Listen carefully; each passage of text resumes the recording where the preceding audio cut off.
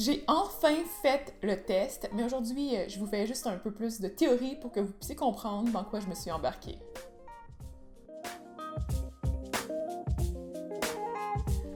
Bonjour tout le monde, j'espère que vous avez passé une belle journée aujourd'hui. Puis j'ai décidé finalement, en fait j'ai eu le temps de vous faire la capsule sur le jeûne intermittent. Donc ça fait super longtemps que je vous en parle. Je vous ai présenté ma série sur les diètes il y a de ça quand même quelques semaines. Puis j'ai commencé à travailler sur cette série-là, donc une mini-série qui se trouve dans la série sur les diètes. Et cette mini-série-là, elle va être sur le jeûne intermittent. Donc il va y avoir 3 capsules. Ça a été quand même assez complexe à réaliser. Donc la première capsule, ça a été plus une période informative, donc j'ai fait beaucoup de recherches, puis c'est la capsule d'aujourd'hui, donc je vais vous donner des trucs sur le jeûne, vous expliquer c'est quoi, comment ça fonctionne, est-ce que ça a des vrais bénéfices dans la réalité, tout ça. Je vais vous dire aussi si ça vaut la peine de le faire ou pas. Ensuite, dans la deuxième capsule, qui va être en ligne sûrement dimanche prochain, ça va être une capsule dans laquelle je vais tester la fameuse diète pendant une semaine. Donc, vous allez me voir avoir des hauts, des bas, des petits problèmes et tout ça. Et la dernière capsule, ça va être un petit retour là-dessus. Donc, je vais vous donner mon opinion. Qu'est-ce que j'en ai pensé finalement après l'avoir testé? Est-ce que ça a été difficile, facile, puis tout ça. Donc, c'est pas mal ça pour le moment. Ensuite, je vais aussi vous avertir que c'est pas une bonne idée nécessairement de me suivre dans mes folies. Je vais tester certaines diètes dans cette série-là. C'est pas nécessairement parce que je teste les diètes que c'est une bonne idée de les suivre.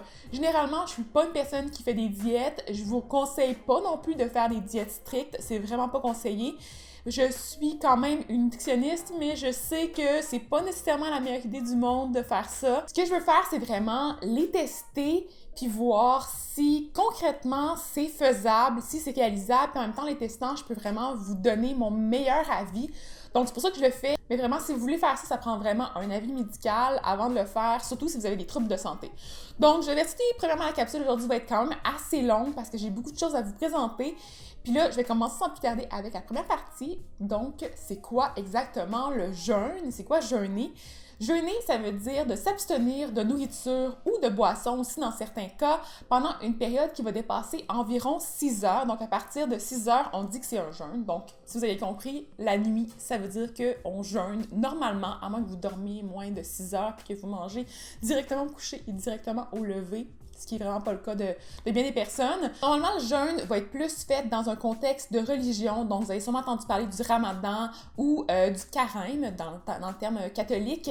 Mais c'est ça, les gens vont pas manger pendant une période de temps, souvent pendant que le soleil est levé. Donc, ils vont pas manger le jour, ils vont manger seulement le soir et le matin de bonne heure. Donc, pendant qu'on jeûne, il va y avoir des changements physiologiques et hormonaux qui vont faire en sorte que notre corps va s'adapter à cette période-là de carence, en fait, là, il va comme un petit peu paniquer, il va se dire, bon, il n'y a pas de nourriture, il faut que je fasse quelque chose, il faut que je change. C'est comme l'hypothèse un peu derrière la théorie que ça va nous aider à être en meilleure santé, à perdre du poids plus rapidement, à avoir d'autres bénéfices. Donc, est-ce que c'est vraiment vrai? Est-ce que c'est pas vrai? C'est ce que je vais vous dire à l'instant. Si vous avez fait des recherches sur le jeûne, vous avez peut-être remarqué sur Internet qu'il y a plusieurs façons de faire le jeûne intermittent. Premièrement, il y a le jeûne en alternance, qui veut dire qu'on ne va pas manger pendant une journée sur 2. Donc, c'est un jeûne complet. Donc, on mange absolument rien. On peut boire des boissons généralement, mais ça dépend encore là des définitions. Une journée sur 2. Donc, c'est assez difficile à faire dans la réalité. La deuxième journée, par contre, celle qu'on mange, on peut manger pas mal n'importe quoi. Il n'y a aucune restriction. Donc, vous pourriez manger plein de malbouffe, plein de mauvaises choses, un nombre indéterminé de calories. Donc, ça dépend toujours de la théorie. Il y en a d'autres qui veulent qu'on mange méditerranéen là, pendant ces périodes-là, mais il y en a plusieurs qui disent qu'il n'y a pas de restriction, donc vous pouvez manger n'importe quoi. C'est difficilement applicable dans la réalité parce que, bon, quand on travaille, quand on va aller au gym, la journée où on est en jeûne, on peut pas vraiment faire ça. C'est un petit peu difficile d'avoir une vraie vie dans la journée de jeûne. Surtout parce qu'on le sait que pendant la première journée de jeûne, c'est souvent celle-là où on a le plus de symptômes incommodants. C'est vraiment désagréable de jeûner la première journée, donc c'est pas le jeûne que j'ai voulu tester. Moi, ce que j'ai voulu tester, c'est le jeûne en alternance, mais modifié. Donc, dans ce type-là de jeûne, on va juste réduire nos apports caloriques pendant 2 jours dans la journée. On peut aussi jeûner ces 2 journées-là. Selon les différentes théories, ça peut être 2 jours consécutifs, donc un à la suite de l'autre, ou des jours séparés dans la semaine. Ça dépend toujours de comment on voit les choses. Moi, dans les études, j'avoue que j'ai plus vu des jours séparés, ce qui fait en sorte que c'est autant difficile de jeûner parce que, comme je vous ai dit, la première journée, c'est vraiment horrible.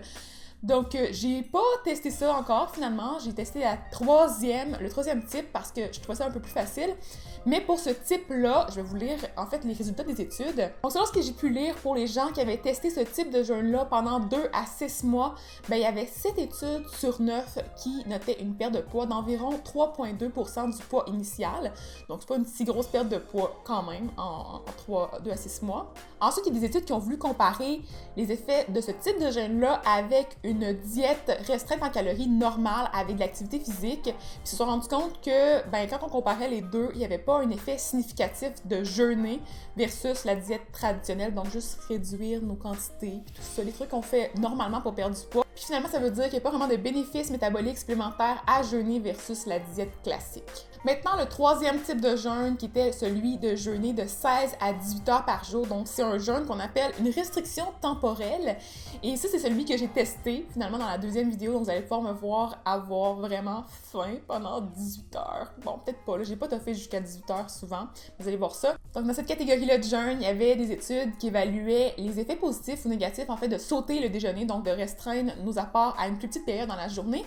Puis, ils ont noté des effets positifs au niveau des hormones de la faim, donc le peptide Y, la leptine, la gréline. C'est des hormones assez complexes. Je pourrais vous en parler en détail autre part, mais pour le moment, je ne vais pas vous donner des détails, mais ça donne la faim. Puis, ils ont noté qu'éventuellement, il n'y avait pas vraiment une différence dans la quantité de calories consommées au final. Maintenant, les 3 autres types de jeûnes qui existent, ben, il y a le jeûne complet qu'on peut faire pendant plusieurs jours. Il y a aussi les jeûnes qui sont religieux, donc le ramadan par exemple. Et il y a également les jeûnes qui sont plutôt des horaires atypiques. Donc les gens qui vont travailler par exemple de nuit et qui vont manger la nuit. Et ça, on peut voir dans les études que c'est vraiment néfaste pour la santé en général. Donc de manger pendant que c'est la nuit, donc pendant qu'il n'y a pas de soleil, c'est à l'envers de notre cycle circadien. Ça, je vais en parler plus tard dans la capsule. Donc si ça vous intéresse, restez à l'affût. Mais il y a beaucoup de théories aujourd'hui, là, mais je vous promets que ça va être quand même... Ça va être clair, j'espère, en tout cas pour vous, ça va vous aider éventuellement à faire des meilleurs choix.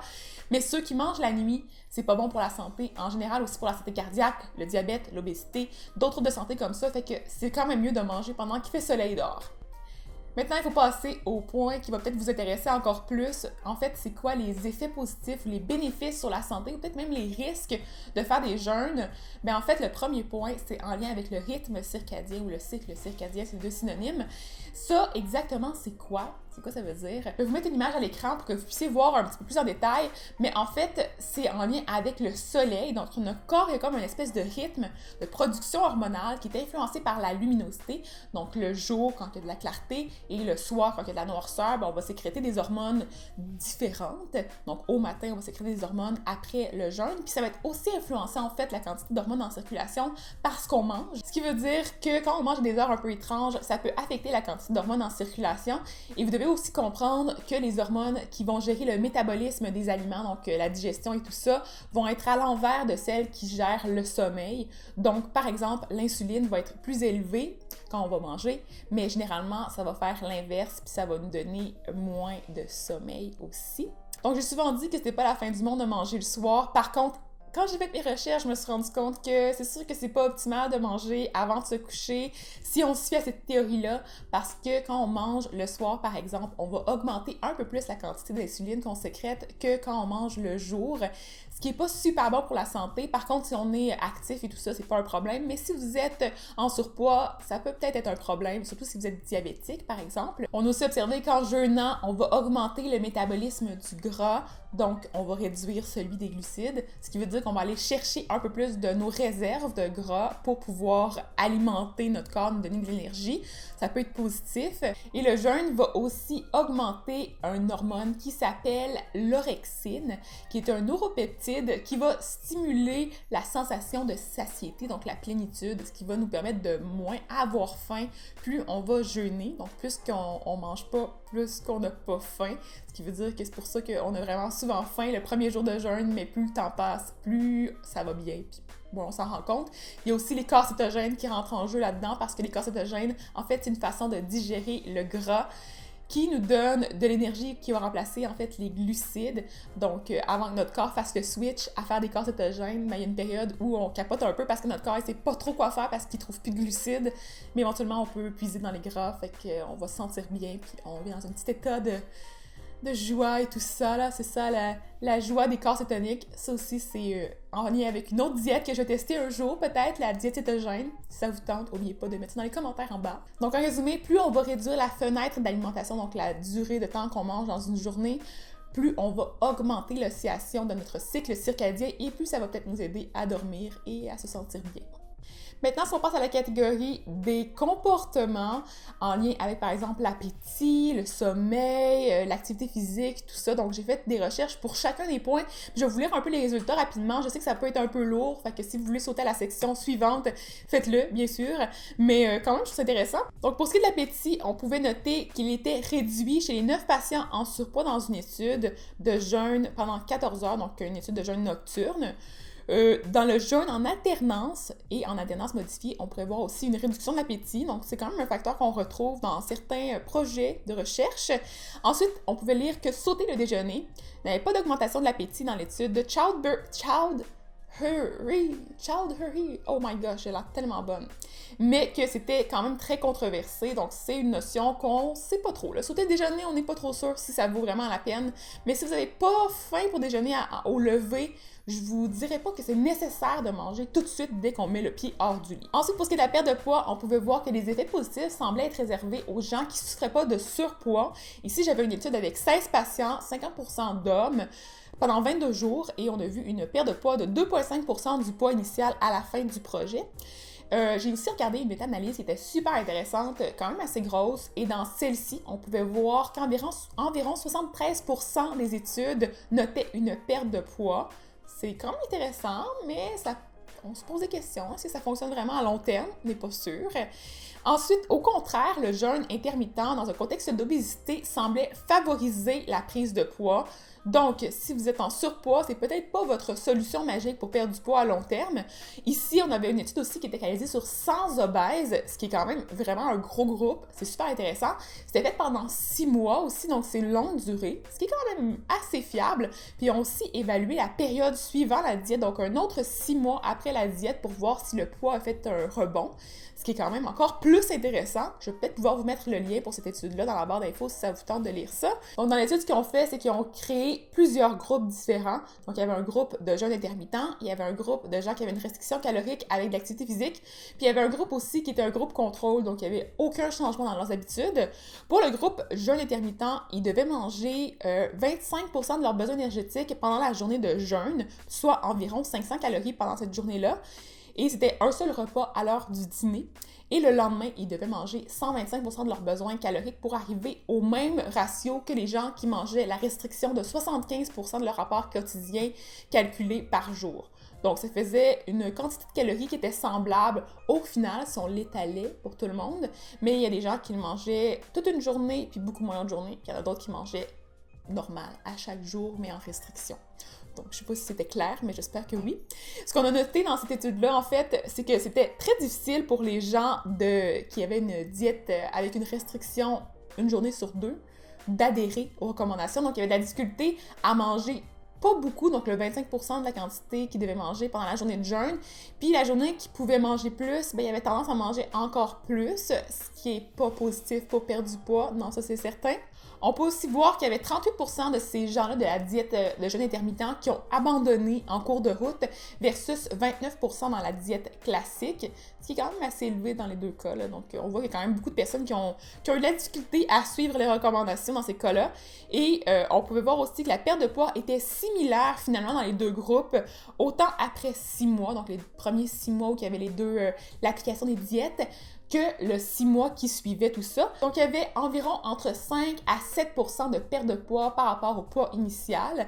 On peut aussi voir qu'au niveau des changements hormonaux et métaboliques, il n'y avait pas tant que ça de différence entre les deux. Donc, au final, je me demande si ça vaut vraiment la peine de faire un jeûne intermittent si vous n'êtes pas habitué à manger comme ça. Maintenant, au niveau du sommeil, j'ai abordé un petit peu cet effet bénéfique-là quand j'ai parlé du rythme circadien. Mais en fait, il y a des gens dans les études qui disaient que ça favorisait le sommeil, donc un sommeil plus profond, qu'on se sentait plus reposé le matin, qu'on avait des effets positifs, c'est ça, sur comment qu'on pouvait réussir à s'endormir le soir aussi, donc moins d'insomnie. On sait aussi que quand il y a moins d'insuline en circulation, la quantité de mélatonine, qui est une hormone en lien avec le sommeil, va augmenter, ce qui va favoriser un sommeil qui va être meilleur. Donc, j'ai vraiment hâte de vous parler des effets que j'ai eus quand j'ai testé la diète aussi. Donc, un autre point au niveau des habitudes de vie qui est quand même assez intéressant à connaître, c'est en lien avec l'activité physique. Vous allez vous dire que, ben là, si vous mangez pas, comment je fais pour m'entraîner? Mais vous avez totalement raison. Donc, c'est un petit peu difficile pour certaines personnes de s'entraîner avec le ventre vide. On peut voir que les gens qui vont faire des types d'entraînement qui sont aérobiques pendant plus d'une heure, donc aérobique, ça veut dire par exemple la course, le vélo, des choses qu'on fait plus de cardio par exemple, mais ils vont avoir de la difficulté à bien s'entraîner s'ils ne mangent pas avant l'entraînement. Ça va aussi favoriser les réserves de glycogène, donc donner de l'énergie pour un peu plus longtemps. Mais au contraire, on peut voir que certains bénéfices du jeûne au niveau du type de nutriment qui va être utilisé pour donner de l'énergie. Donc, on va voir un espèce de shift qui appelle entre l'utilisation des glucoses pour alimenter notre corps en énergie. Là, notre corps va aller chercher du gras à la place, ce qui peut être quand même le fun si on veut perdre du poids, parce que c'est sûr qu'on ne veut pas perdre du poids en muscle, on veut perdre du poids en gras. C'est quand même assez évident. Donc, une des solutions potentielles qui a été proposée, c'est de, premièrement, utiliser avant l'entraînement des protéines isolées pour pouvoir donner de l'énergie. Par exemple, les BCAA, vous avez sûrement entendu parler de ces protéines-là qui sont un type précis. Je pourrais vous en parler éventuellement parce que ça a été pas mal à la mode, mais c'est un supplément qu'on peut boire, par exemple, avant l'entraînement qui va favoriser le maintien de la masse musculaire, donc il va éviter d'aller puiser dans nos muscles pendant qu'on s'entraîne. Ça peut être un effet qu'on peut utiliser. Aussi, je suggère fortement aux gens qui vont s'entraîner de prendre des aliments qui sont riches en glucides, mais riches en glucides au moins qui ont un faible indice glycémique. Donc ça, c'est encore une autre notion qui est assez compliquée, fait que je ne l'aborderai pas aujourd'hui, mais je le mentionne ici. Si ça vous intéresse, vous m'écriverez dans les commentaires en bas pour que je puisse vous en parler. Mais tout ce qu'on doit comprendre là-dedans, en lien avec l'activité physique, c'est qu'il faut vraiment faire attention à tout ça. Si vous jeûnez, il faut vraiment personnaliser en fonction du type d'entraînement. Si vous avez des entraînements qui sont vraiment extrêmes, je vous suggère fortement d'aller consulter pour vous assurer que ça fonctionne bien. Donc, le mot-clé ici, c'est encore là, personnalisé, puis faites pas ça sans connaître les choses, c'est vraiment dangereux. Et le dernier petit point que je voulais aborder en lien avec les habitudes de vie, en fait, c'est en lien avec la dépense énergétique, parce que certaines personnes qui disaient qu'on augmentait notre dépense énergétique, donc la quantité de calories que notre corps va brûler au repos, quand on est en période de jeûne. Par contre, il n'y a pas assez d'études pour confirmer cet effet-là, fait que j'aborderai pas trop ce problème-là, mais éventuellement, peut-être que je pourrais faire plus de recherches pour vous confirmer tout ça. Ensuite, si on passe à un autre bénéfice de faire le jeûne, ça, il y en a quand même pas mal, je suis désolée, ça va être vraiment long. Il y a, au niveau du microbiote, vous avez sûrement pas entendu parler de ça. En fait, notre microbiote, c'est la quantité de bonnes bactéries qui vivent dans notre intestin. Il y en a pas mal des bonnes bactéries qui vivent là. C'est assez complexe comme notion, mais je vais juste vous dire quelques petits faits super rapides aujourd'hui. Donc, vous avez compris avec le cycle circadien que quand il est déréglé, éventuellement, on a une moins bonne digestion aussi.